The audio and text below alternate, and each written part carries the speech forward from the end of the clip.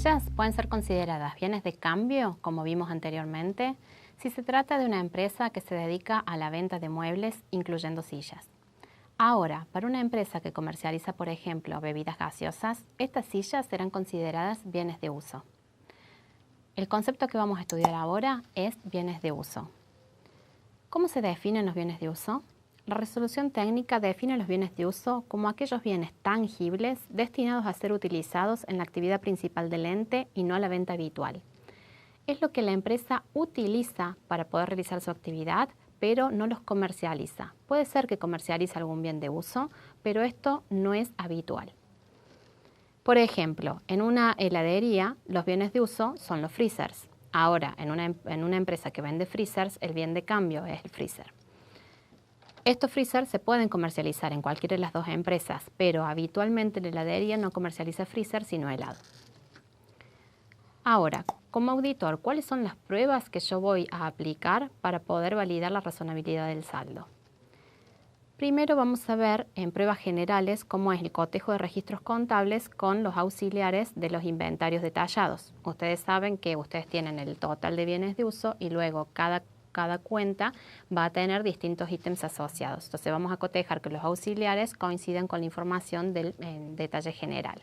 Otra de las pruebas para cubrir el objetivo de existencia, es decir, que los bienes realmente existan, es la inspección ocular de los bienes de uso, que es simplemente un inventario, pero en vez de bienes de cambio, de bienes de uso. Voy a ir a ver que los bienes existan, que el mueble que yo tengo registrado exista, que la silla que tengo registrado exista. Entonces simplemente voy a contar cuántos bienes de uso hay en la empresa siguiendo los mismos lineamientos del inventario de bienes de cambio. Tengo que establecer una fecha determinada, tengo que ir con una persona de la empresa, no finalizar el inventario hasta cotejar las diferencias, en caso que se necesite hacer un recuento, realizarlo el mismo día y realizar los ajustes antes de retirarme. Todos los bienes de uso en empresas grandes deberán estar señalizados, rotulados para una mayor facilidad para realizar el inventario. Otra de las pruebas que vamos a desarrollar como auditores para cubrir la integridad es la revisión de la cuenta de resultados de reparaciones y mantenimientos. ¿Por qué? Si yo veo que en la cuenta de reparaciones y mantenimiento tengo reparaciones de un rodado de un auto que no tengo incluido en mi listado de bienes de uso, obviamente estoy viendo que la empresa omitió registrar ese bien porque está reparando algo que en su inventario no existe, no lo tiene activado como bienes de uso. Entonces esto me permite ver todo lo que la empresa ha omitido registrar. Otra de las pruebas que puedo realizar es seleccionar algunos ítems verificados físicamente y verificar la inclusión en los registros auxiliares. Es decir, cuando yo realizo el inventario yo tengo el listado de bienes y voy a verificar que existan. En este caso es al revés. Yo parto del inventario que realicé de lo que vi físicamente y voy a ver si está registrado en la contabilidad. Para cubrir el objetivo de propiedad, es decir, verificar que los bienes de uso que están contabilizados sean propiedad de la empresa, tengo que realizar un examen de documentación de respaldo de las compras de activos fijos. Obviamente, si la empresa ha realizado varias compras de activos fijos, tendré que evaluar la razonabilidad para ver si lo realizo en el 100% de las compras o en una muestra. También tendré que examinar los títulos de propiedad, ya sea escrituras y documentación, y en algunos casos pedir la confirmación al registro de propiedad, ya sea de inmuebles o de automotores. Para cubrir el riesgo de evaluación, el objetivo de evaluación, existen dos pruebas que se realizan en este rubro. Una se denomina la prueba global de valor residual y otra la prueba global de amortizaciones. Estas pruebas están contempladas para el auditor, surgen de los saldos iniciales que posee el rubro, sumando las altas, restando las bajas y en el caso de valor residual, restando la depreciación del ejercicio que como auditor he determinado, para cotejar las diferencias del saldo que como auditor estimo que debería ser el valor residual de los bienes de uso de la empresa con el contabilizado. Si existen diferencias significativas tendré que evaluar y eso me permitirá ver la evaluación y la omisión de registros de bienes o errores. También puedo examinar la evaluación de las altas y bajas con documentación de respaldo. Generalmente las bajas no suelen ser tantas porque no es la actividad habitual de la empresa, por lo que puedo requerir la documentación que me avala esa baja, esa venta de un bien. Tengo que revisar también los valores de compra de bienes de uso realizados en moneda extranjera Y por último, debo verificar que la evaluación y exposición del rubro esté contemplada en las normas contables profesionales, es decir, que no incluyan los costos financieros y que en el caso de bienes grabados se incluya en nota esta situación. Ahora les propongo realizar una actividad que nos permita aplicar los conceptos estudiados.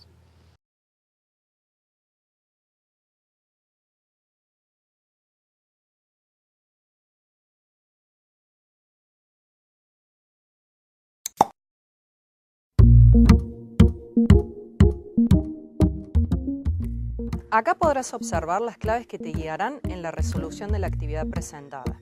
Si hiciste algo similar a lo que se ve en pantalla, seguramente has resuelto correctamente la actividad.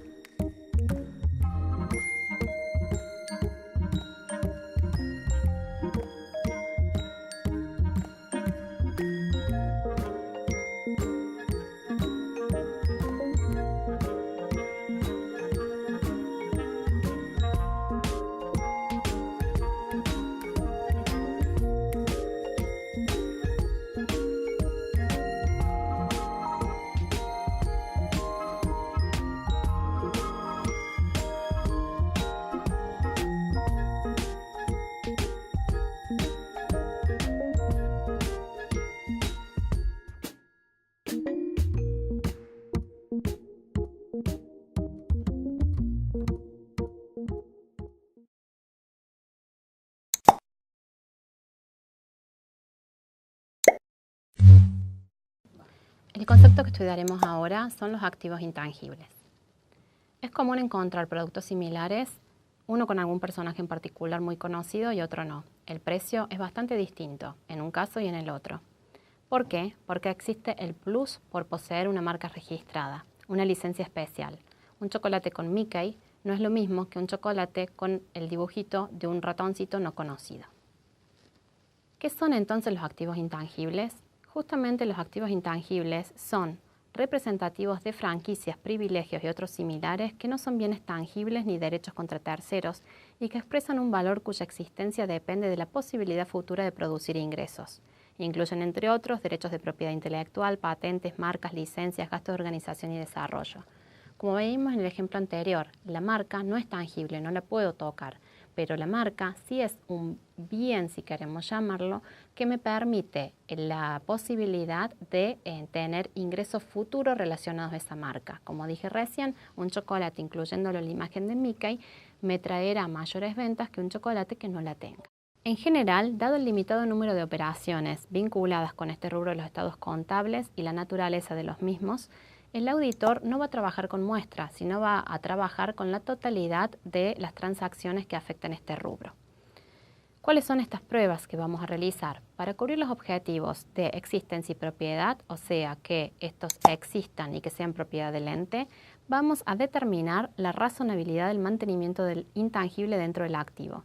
¿Qué tenemos que evaluar? Si realmente el activo nos permite generar ingresos futuros o no. Si no puede generar ingresos futuros, no puede estar contabilizado como activo intangible. Otra de las pruebas para cubrir los mismos objetivos de existencia y propiedad es el cotejo de los intangibles registrables con los títulos o certificados de la propiedad. Básicamente vamos a verificar el contrato, la documentación, y en caso de que no tengamos esta documentación, podemos solicitar al registro público en que corresponda o al asesor jurídico de la existencia de este activo intangible. Para verificar la integridad, vamos a analizar las cuentas de resultado con el fin de ver si algún activo intangible fue contabilizado como resultado cuando debería haber sido contabilizado como activo intangible. Si es algo que me permite generar ingresos futuros, no corresponde su contabilización como pérdida, sino que corresponde activarlo y depreciarlo como contablemente lo establecen las normas.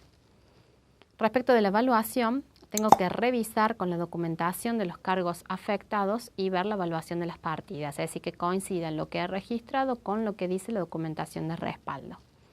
Tengo que evaluar el método de amortización elegido por el ente auditado. El sistema de amortización, por supuesto, deberá atado a la generación de ingresos futuros para el ente. Si yo tengo un contrato de concesión por un plazo establecido, no puede exceder la amortización dicho plazo establecido por contrato. Por ejemplo, respecto de la exposición, tengo que considerar las normas contables vigentes Y en el caso de primera auditoría, además deberé analizar no solo los saldos al cierre del ejercicio, sino también los del inicio del ejercicio. ¿Cuáles son los controles claves que debe implementar la empresa respecto de los activos intangibles? Que existan autorizaciones de todas las incorporaciones, ya sea por acta de directorio, en la autorización de una compra de patente o la fabricación de un producto, que exista separación entre las funciones de autorización de compra, ejecución y evaluación de la calidad del activo, que se registren y renueven en los organismos pertinentes en los intangibles. Puede pasar muchas veces que no se realiza la renovación de una patente y esta queda caduca. En la actividad a continuación organizaremos los conceptos estudiados para una mejor comprensión.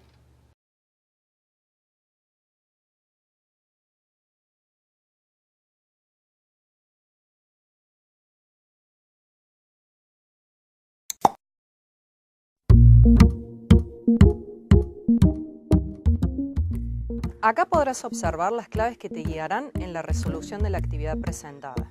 Si hiciste algo similar a lo que se ve en pantalla, seguramente has resuelto correctamente la actividad.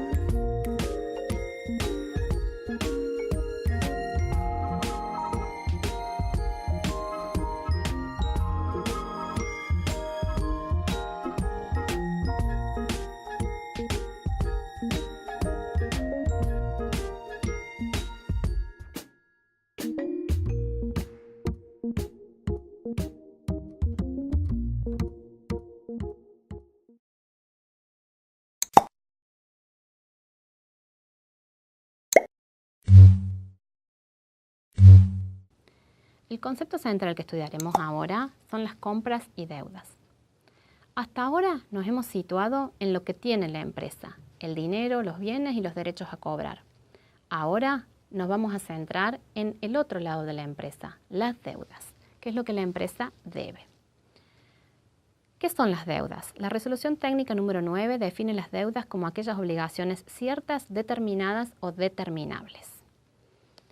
Básicamente es lo que debe la empresa, ya sea a organismos laborales, por impuestos nacionales, provinciales, municipales, a los empleados, a los propios proveedores que les adquiere, y también puede tener préstamos bancarios, por ejemplo.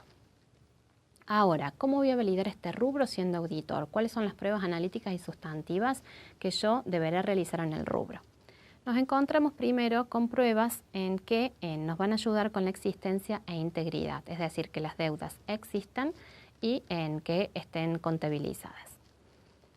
La primera que nos encontramos es la confirmación de saldos con terceros. Esto, al igual que clientes, es simplemente una carta. Yo voy a enviarle una carta solicitando la confirmación de saldo con los proveedores, por ejemplo. Esta carta, al igual que clientes, puede ser cerrada, en la cual yo incluyo mi saldo y pido que me lo confirmen o no, o puede ser abierta simplemente preguntando cuál es el saldo al cierre del ejercicio. Otra de las pruebas que puedo realizar es el cotejo con documentación de respaldo. ¿Qué voy a verificar? Voy a verificar los pagos posteriores. Por ejemplo, si estoy realizando una auditoría el 31 de diciembre, voy a tomar pagos que se han realizado en el mes de enero para verificar que no se haya omitido registrar alguna deuda, porque recordemos que uno de los mayores riesgos de los pasivos es la subvaluación de las deudas, es decir, que la empresa diga que deba menos de lo que debe. Entonces vamos a verificar que no haya omitido la registración en alguna deuda o también en algún pago. También tenemos que revisar la suficiencia de las provisiones para impuestos. Recordemos que al cierre del ejercicio ya se genera la obligación por parte de la empresa de pagar el impuesto a las ganancias en caso que haya obtenido ganancias, si bien esta obligación se hará efectiva recién al año siguiente, pero la empresa puede proveer el pago de ese impuesto. Vamos a verificar algunas deudas sociales y fiscales, cómo lo son. Podemos verificar los 931, los formularios referidos a los empleados, las declaraciones juradas, para verificar las deudas impositivas y laborales. También vamos a verificar el corte de compras, es decir, vamos a ver cuándo se ha realizado el corte al cierre del ejercicio de los documentos relacionados con las deudas. Vamos a realizar pruebas globales de provisiones para impuestos. Sabemos que algunos servicios recurrentes debería haber 12 devengamientos a lo largo del año si son mensual, entonces eso con una simple prueba global puedo definir si se ha omitido o no la registración de algún servicio en este caso. Vamos a verificar los criterios de evaluación y exposición que sean consistentes con lo prescrito por las resoluciones técnicas. En las deudas es importante destacar el riesgo de la subvaluación de este rubro. ¿Qué tenemos que considerar entonces? ¿Cuál es el riesgo que tenemos? Tenemos el riesgo de la omisión de registración por fallas en los sistemas de control. Puede pasar que el procedimiento de la empresa, por ejemplo, sea registrar las compras al momento de llegada de la factura, y eso ocurre luego de haber entrado la mercadería. Entonces, en este caso tenemos la omisión de registrar en esa compra que ella debería haber ingresado, aunque la factura haya llegado en un momento posterior, porque la recepción de la mercadería ya se realizó. Otra de los riesgos es la omisión de registración o subvaluación de la provisión para gastos de cierre del ejercicio. Esto también está vinculado con los servicios. Generalmente los servicios del último mes se reciben el mes siguiente, con lo que la empresa puede haber omitido registrarlos. También puede haber omitido, registrado o subvaluado deudas sociales y fiscales, ya sea por provisiones del impuesto a las ganancias, como mencioné antes, o por las cargas sociales a pagar en el mes siguiente. Otra de los riesgos es la intención de socios o funcionarios del ente de omitir la contabilización de ciertos pasivos devengados al cierre. Esto está ligado a una intención de fraude de los propios directivos que quieren mostrar una mayor ganancia cuando en realidad no la tienen, no es real, entonces ocultan deuda. Y por último, tenemos posibles irregularidades como pasivos contabilizados por compras inexistentes o gastos por servicios no recibidos, o pasivos por importes superiores, es decir, cuando hacen un arreglo entre proveedor y cliente de registrar una facturación mayor cuando no debería ser por ese importe. En este caso ya estamos ante causas de fraude. En la próxima actividad repasaremos los conceptos más importantes de la materia, los definiremos y relacionaremos con lo visto en el módulo.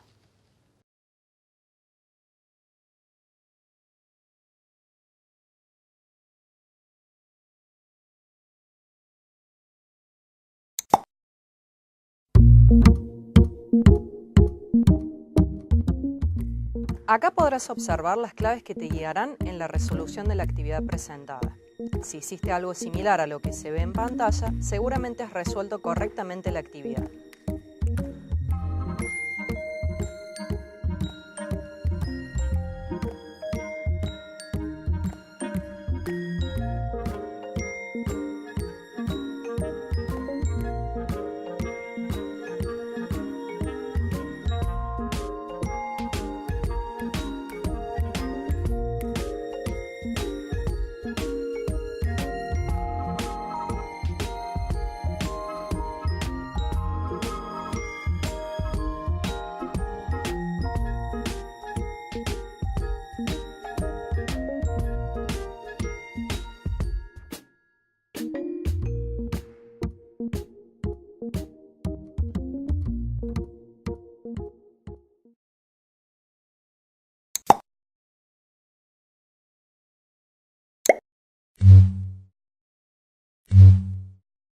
El concepto que estudiaremos ahora son las previsiones.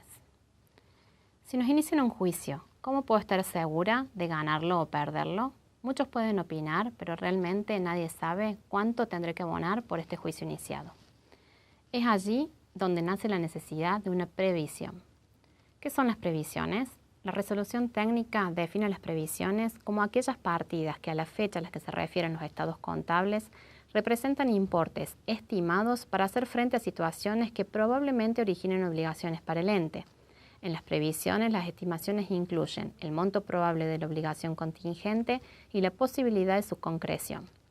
En este caso es muy importante la opinión de los asesores letrados de la empresa, donde ellos tratarán de estimar cuánto es lo que yo puedo ganar o perder por cada uno de los juicios. Entonces la empresa realizará una previsión por el monto que el asesor letrado estime que tendrá que abonar por el juicio iniciado. ¿Cuáles son los objetivos y riesgos de auditoría? Dado que las previsiones expresan situaciones contingentes, el riesgo para el auditor en este caso es alto y están vinculados y relacionados con el objetivo de evaluación. ¿Qué puedo realizar como auditor? Puedo, mientras estoy realizando la tarea de auditoría, prevenir algunos casos de ver como empleos no registrados o empleos encubiertos, contingencias fiscales, previsionales, juicios laborales. Y como herramienta tengo algo muy importante que es la carta de gerencia, es la manifestación de la dirección o gerencia, en la que en este caso en particular adquiere una gran importancia. ¿Cuáles son las pruebas que yo puedo realizar como auditor? Para verificar la existencia e integridad de este rubro, puedo hacer el seguimiento de las contingencias existentes al comienzo del ejercicio y análisis de las previsiones constituidas en el periodo. Voy a tomar las que tenía al inicio, verificar qué ha sucedido, por ejemplo, con el juicio iniciado, si yo en la previsión tenía incluido un monto por un juicio que ya ha terminado, ya ha salido la sentencia, yo ya tengo ese importe, tengo que verificar el movimiento que ha tenido la cuenta previsiones respecto de ese juicio en particular que forma parte del saldo previsiones. Otra de las pruebas a realizar es el análisis de documentación y de registros contables que puedan revelar la existencia de incertidumbres no consideradas. Si yo veo, por ejemplo, de que se ha omitido en algún impuesto o hay algún empleado no registrado, estoy omitiendo y tengo una contingencia de tener un juicio en el cual también puedo perder. También es muy importante solicitar la información a asesores legales. Ellos me pueden decir la factibilidad en ganar o perder los litigios y cuantificarlos. Y también es importante revisar los hechos posteriores al cierre del ejercicio hasta la fecha del informe del auditor, porque muchas veces un hecho, ustedes consideran que el ejercicio cierra, por ejemplo, el 31 de diciembre y el auditor va a trabajar en el mes de enero y va a emitir su informe en febrero. Entre ese lapso, si ocurre algún hecho que genere una contingencia para la empresa que yo pueda prever y contabilizar, en ese caso tengo que incluirlo dentro de mis papeles de trabajo, de mi auditoría y realizar un ajuste de acuerdo si es significativo o no lo que he encontrado. Por último, respecto a la evaluación y exposición, como en todos los otros rubros, debe ir acorde a las normas contables, profesionales y de auditoría. Habiendo recorrido toda la materia, los invito a realizar una actividad integradora que nos permite relacionar todos los conceptos aprendidos en el módulo.